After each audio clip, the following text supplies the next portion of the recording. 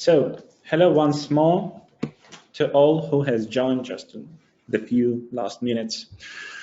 My name is Dmitry, and I'm one of the two persons who leading the IP protection department here at Group IB, and today I'm going to speak about trends in online brand abuse. So, about how fraudsters are using different tools and what methods do they implement to steal users and brands' money. So at Group IB, we have more than 16 already years of different experience in fighting against bad guys in the internet. And of course, we're trying to collect all the data gathered through this period under one roof. So we are trying to make a big data approach and to see more. So as soon as our threat intelligence department detects some schemes, as soon as our investigators are finishing some reports, visually collaborate all the data all together and try to analyze the behavior of a fraudster. So today we're going to speak about brand protection. At Group IB here, we're practicing anti-piracy, anti-counterfeiting, and anti-scam solutions. Today, I'm not going to talk about anti-piracy. Mostly, I want to focus on anti-scam. But of course, as the anti-counterfeiting solution is now growing rapidly, I would say that some infringements, some approaches, and some tools, of course, very often used by fraudsters, by counterfeiters too. So let's start with the attacks. I was thinking a lot how to present you the modern internet user, about his or her behavior, about his type of thinking, his type of doing some things among the internet. And it occurred to me that the best way is to give you an example of Alice in Wonderland. So if you remember, Alice was a small girl who was bored of her life as a child could be bored of his or her everyday life. And she was seeking for any interesting things which looked pretty cute, which could be probably awesome, probably interesting. And as soon as she saw the white rabbit, she decided to follow it because it was very cute, very white, and very interesting. And that's what happens to a modern internet user, because you in just everyday life, in your everyday life, you use a lot of devices. You spend hours behind your laptop or your smartphone, and of course there are too many information from different sources which you are faced day by day. And as soon as you see something interesting, you probably would follow it and try to get understanding what it is. So let's speak about the behavior. At the very beginning, we have two entities, a company and a user. And they're trying to collaborate with each other. So company gives the offer, user gives money, and this chain works awesome. But as soon as the third entity appears, so the fraudster, user starts facing with two offers, and really he doesn't understand very well which one is the proper. And of course, if the fraudster is good enough, user probably could choose the offer from his side. And what happens next? Of course, money leaks to the fraudster. And the common approach is talking only about money. So as soon as a user spends money to a fraudster and blah, blah, blah. But the main point that a modern user, he has two endless resources. Sorry, not endless, of course. Two not endless resources, money and his time. So as soon as a user spends a lot of time to a fraudster, probably not money, but only time, he won't spend this time to the company. And if he won't spend money to the company.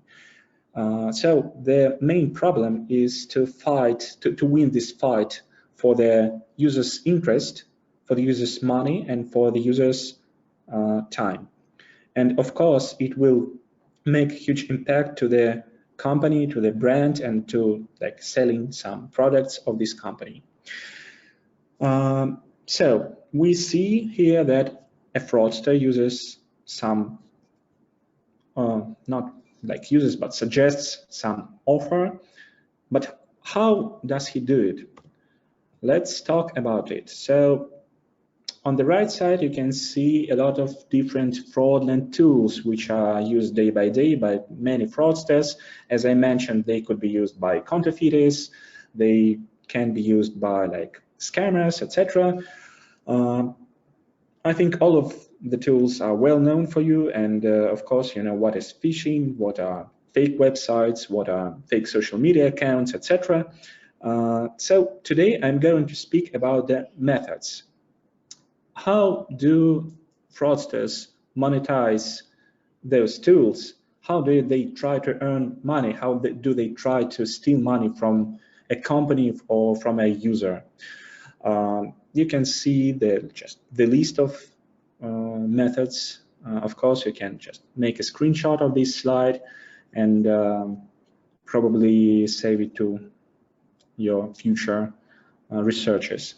So our analysts decided to make a calculation around all our clients. So during this calculation, more than 400 of companies were analyzed. All of them from different industries, and here we can see the separation between phishing problems and other types of brand usage. Why do I like separate phishing from others? Because phishing is, of course, it's a fraudulent scheme. Of course, phishing is using your brand on a like fraudster's page, but the main point that this is very like well recognized by worldwide internet regulators like ICANN, like local internet service providers, etc. So there are some typical patterns which are considered to be phishing. So for example, what is phishing? Phishing is a fraudulent web portal copying the main page of your official website, using your brand, so abusing your brand, and of course collecting personal data, but not only like your name or surname. Of course, there should be maybe credit cards data, maybe your mobile phone number, maybe additional tweets, your email address. So at the whole, all this data should be collected just at this particular website. And what are the other types of brand usage, of brand abuse? Okay, it could be like everything else where just your brand is mentioned, but probably personal data of a user is not collected. And that's a huge deal. And I'll explain you why. So just for this slide, you can see that, for example, for banking industry, phishing is like more popular, probably infringement than other types of brand usage. For just industrial companies, their situation is just not the same, but phishing is the less problem, etc. But the biggest part of industries, as you can see, are facing with a lot of troubles, not from the side of phishing nowadays, but from the side of brand abuse. So let's move forward to the trends. And the first trend is, of course, number of phishing infringements are growing day by day, year by year. But if you compare the number of like the trend which is increasing with the trend of fraud which is increasing either, you will see that the number of fraud connected to their brand usage is growing more rapidly than the amount of phishing problems which are growing too. And the whole my presentation will explain you why it is happening so. So the second point, that fraudsters are becoming smarter and smarter, and brand abuse, brand usage on fraudulent pages is not now just a typical website, typical web portal where you can get an access to very easily.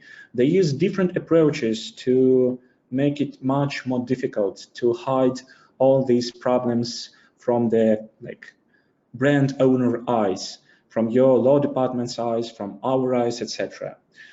For example, they use special approaches to detect your user agent, to detect your geolocation, etc. And now I'm going to tell you the example of how it works. So the common scheme looks like the same. So at the first step, of course, you need to attract traffic. Traffic attraction is made by different tools, by different approaches. Of course, it could be done by contextual advertisements, it could be done by SEO optimization, by some other things. But anyway, you, like a user, will face with a link which you will tap on, and then you will go through the journey, through an very interesting journey. So at the left corner of the slide, you can see that the link is not very popular one. So this is utarget.ru. There could be any other domain names or portals, but the point that you are facing with a website which you didn't know ever before. And after trying to get an access to this link, you will be redirected via a redirect path. So you will pass through a chain of links automatically, and the biggest problem at this stage is that your personal data would be collected. But here, by personal data, I mean not the data about your credit card or maybe your mobile phone number, etc. Some other more relevant data would be collected. For example, the country, your language, your browser user agent, some other stuff from cookies, from your search engine results, so your preferences in search, etc. And after that, there would be performed a special personal link with a personal access to the distant portal. And what would happen next? Then you would it happens in a few seconds. You can get an availability to detect this scheme. So it happens very fast. And at the very end stage, so at the third step, you will get to the survey, which would mention a brand for which you've been searching a couple of hours before. So it is relevant for you. You was searching for it, and of course, as soon as you get to this survey, you would be interested in it. So let's look at the particular link which was discovered by our analysts. So our analysts just got through the redirect path and got the link, the personal link. If you get a look at it, it looks rather huge, and probably not all of you guys will see something interesting here. Of course, probably you can see that this is Windows, maybe you will see an IP number, etc. But it often happens so, for example, on official web portals, when they collect your information about your system, about your IP address, it's just okay, quite okay. But like in Alice in Wonderland, if we don't see something, probably it is here with us. So like the Cheshire Cat. And let's look at the information marked red. The first one is DNS. DNS is not the domain name server, as you might think, but this is the name of the retail player, so a huge retail company selling some goods. For this company, our analyst was searching before he passed through this redirect path. Windows is the name of his operational system on his virtual computer.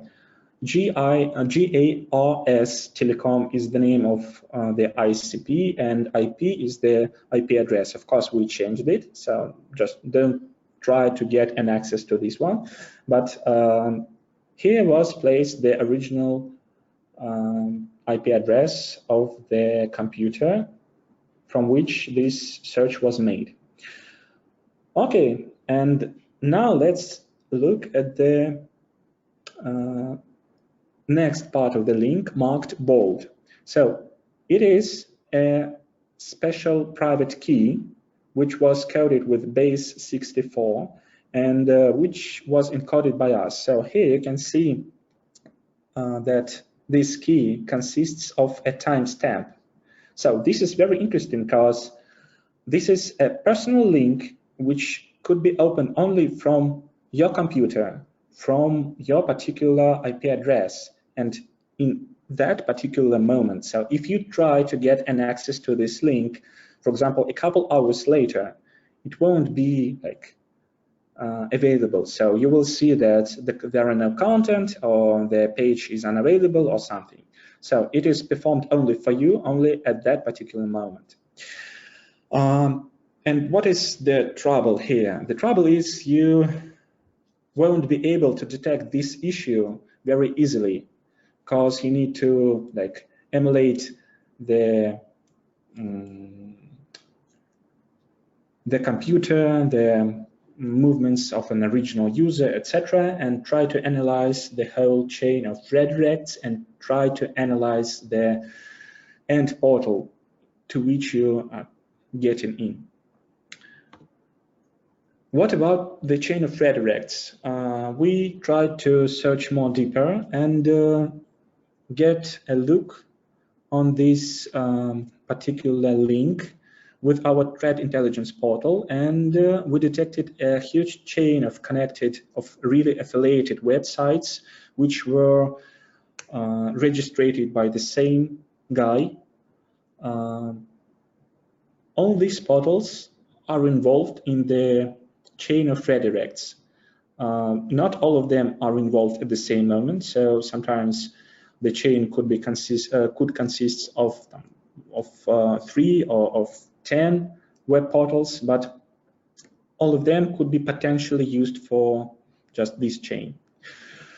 And as for the real life, so that research was made by our analysts. And what about the real life? We had an example from our Singapore office. So our guys detected a fraudulent scheme targeted to the clients of a huge telecom operator, M1, based in Singapore. And on the screenshot, you can see the full redirect path, which happened to our analysts in Singapore. And you can see that users of this telecom operator who try to get an access to the piratebay.cc, I will suggest you not to try getting access to piracy web portals. It always leads to some bad result. But all these guys tried, and it occurred a failure. They were led through the redirect path and get to an end portal saying, hey guys, you can win a Samsung Galaxy S10 or Apple iPhone XS, just finishing the survey on this page. If you think that not so many users will use this survey, not so many of users will finish it.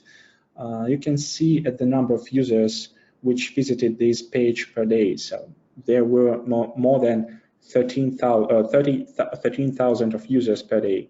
This is a huge amount, really huge amount. And our guys talked to the M1 and they answered that, you know, our clients, a lot of our clients went to our tech guys saying, hey, I've lost my money, hey, I've lost my data, etc., asking for help. So this is the scheme which could not be so easily detected by the M1.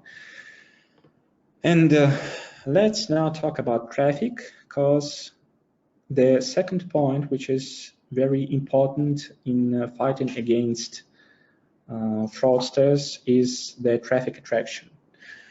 If you remember that in Alice in Wonderland, as soon as Alice got in a chase after the rabbit, she fell down in a rabbit hole. And this rabbit hole is like the traffic channel which was leading her to some distant places. So the traffic attraction tools, of course, all of them are well known too, and of course all of you know what are the tools. This is spam mailing, this is different types of advertising, this is different types of promotion on social media, optimization in search engines, etc. Here I would like mention again the calculation of our analysts. You can make a screenshot and look at it during your coffee break, because it is very interesting to analyze which type of traffic attraction is more relevant for different industries. At the moment, at this particular moment, I wouldn't focus on this slide, so let's move forward. And what is the second trend of this big scheme? The second trend is phishing is not the king anymore. That's what I mentioned at the very beginning of my presentation. And here I should say that fraudsters, of course they are becoming, but they have already become smarter. And if before all scam was made on just one portal, now they are trying to separate the scheme to different branches, to different portals, to different websites, to different like mobile applications, social network groups, etc. And now it is growing and growing and growing very rapidly, and you just need to make more deeds to detect the whole scheme. So let's talk about this scheme. What is it? How does it work like? Here I should mention that on the left side you can see a typical traffic attraction scheme, but you shouldn't think that a modern fraudster uses only one particular branch of this scheme. The trend is the guy, the fraudulent guy, the fraudster, he uses all the branches at the same time. So he tries to attract traffic from different ways, from different social networks, using different types of advertisements and different ways of getting your attraction. For example, here you can see an example of Instagram account saying, hey, we're having a giveaway, last chance for a popular brand. And here I should say that we detected, by just one guy, we detected more than 20 different posts via Instagram from different accounts using different popular brands, not only like retail, but it could be anything else. Of course, it could be really technical companies. after using these traffic attraction via, for example, Instagram, the bad guy inserts a link to a survey. Sometimes it is inserted into the post. Sometimes it is mentioned in the first comment below the picture. So it doesn't matter how, but he just mentions this link, and people are coming to this end portal. Sometimes these guys use traffic attraction via messengers, and of course they are asking you to make a mailing through WhatsApp or Telegram or Viber. Of course they're trying to make you a chain, to make you a person who attracts traffic for them.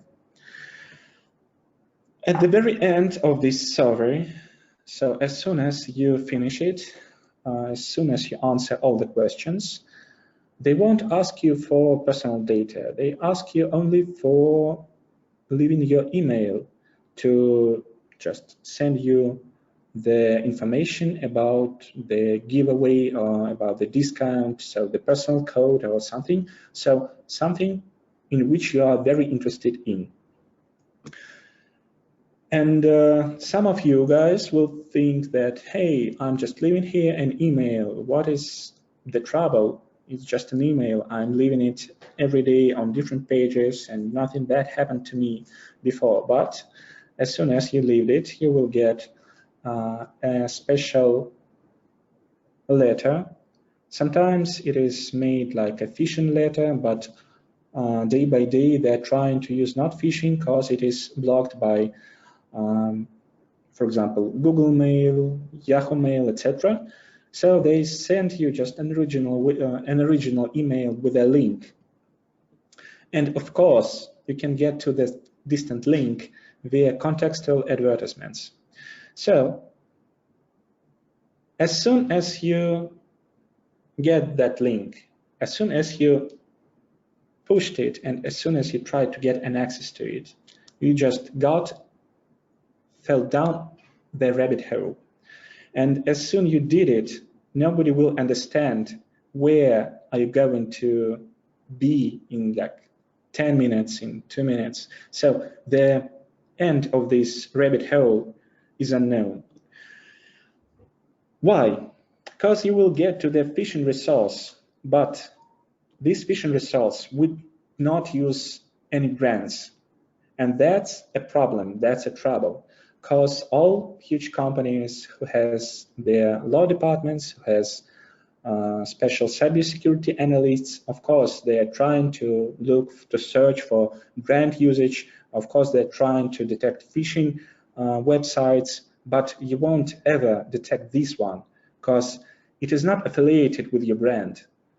It does not abuse your brand. So on the left side, you can see that the traffic attraction scheme really uses your brand, but the attacking scheme does not. And as soon as you get to this phishing resource, you will lose some data, money, etc. It like works very the same as original phishing web portal. And you can see that this is like the follow the white rabbit scheme. So on the left side of the slide is the white rabbit, which you are trying to catch, which you are chasing after. And on the right side is the rabbit hole. And if you get to this rabbit hole, nobody knows what will happen next. So that was the fraudulent scheme. Sorry, this is the fraudulent scheme which works day by day. And the biggest point that I should mention here that all of you guys, of course, are trying to deal with the left part. So as soon as you detect a lot of infringements via Instagram, via Facebook, via some other social networks, probably contextual advertisements, maybe in search engine results, you are trying to delete all this stuff, and at the end of each month, you see a lot of reports saying, hey guys, we deleted all of these issues. Wonderful. But what should I say? Just think about the right part. if you deleted the left one, have you ever searched for the right one? Because if you haven't, probably the fight is not like finished. So you need not only to delete the like brand abusing advertisements or posts or something which are like shown at the left part, but you should proceed the whole scheme. You should analyze it, and you should delete the right part, because the right part is the core part of this scheme overall. As soon as you delete the phishing resource which is located at the right part, you will kill the scheme. But if you delete only one leaf, only one branch at the left part, nothing happens. So let's now talk about damage. Damage from different infringements which are located in World Wide Web is a huge deal. So there are a lot of ways to calculate the damage. All companies are trying to understand the loss of different fraudsters, attacks, etc.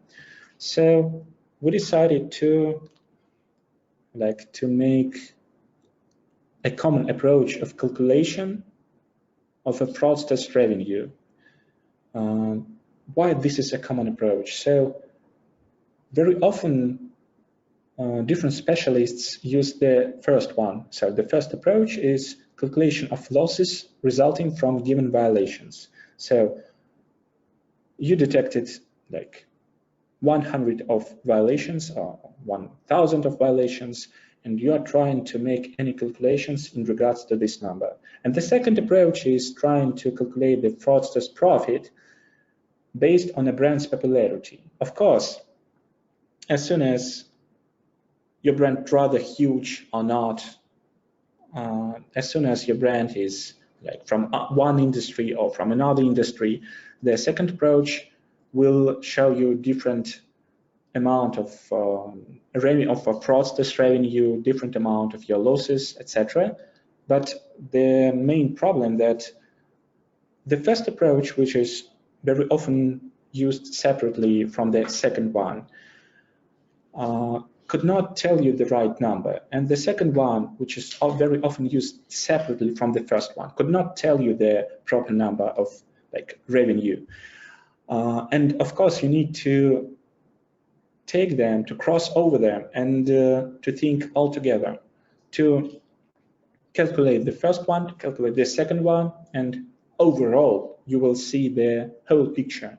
And this picture will include the popularity of your brand and the amount of violations found. So, the rest of the damage calculation techniques should be probably discussed in a separate webinar, because there are a lot of information to discuss. But what can I say just at the moment? If you are interested in this scheme, just don't hesitate to contact us, and probably we will schedule another webinar. And of course, if you wish, we can calculate the fraudster's revenue for your brand, for your violations, according to the popularity of your brand. So just tell us and we will do it. And of course, again, about our analysts who has calculated some fraudster's revenue for different industries. And again, I suggest you making a screenshot and having a look at this slide after the webinar. So there are a lot of numbers, and if you have any questions in regards to this slide, of course, I would be happy to answer them. And what about the real life again? So the damage, the impact, which is made by fraudsters using the big scheme of fraud which was mentioned during this webinar. Is this scheme very popular? Is this scheme rather huge? Does this scheme give a lot of money to a fraudster? And I would say yes. So we detected, and I think it's not like the proper way to say an interesting, but we just detected a group of fraudsters who is practicing this scheme since 2017. So for at least 2 years. And the biggest part we detected is connected to Italian and Spanish users. And during this scheme, more than 100 brands were involved into the process of traffic attracting. But now we can see some parts of this scheme trying to attract users in Russia, in Singapore, in Germany, and in USA. So these guys are working for at least 2 years, and they are just trying to attract more and more people. And if you are interested in this material, just tell me, and I will send a link to social media about this topic. And as soon as we finish our investigation, of course, we will be happy to share the results. But the point is, this big scheme which I mentioned, which I just described during this webinar, is used for at least 2 years by a huge group of cybercriminals, and it could be targeted on just each brand. And all of you guys need to think about this problem, about this issue. So that's everything that I wanted to tell you about today, and I would be happy to answer your questions. So please text me via messengers in the GoToWebinar panel, and I will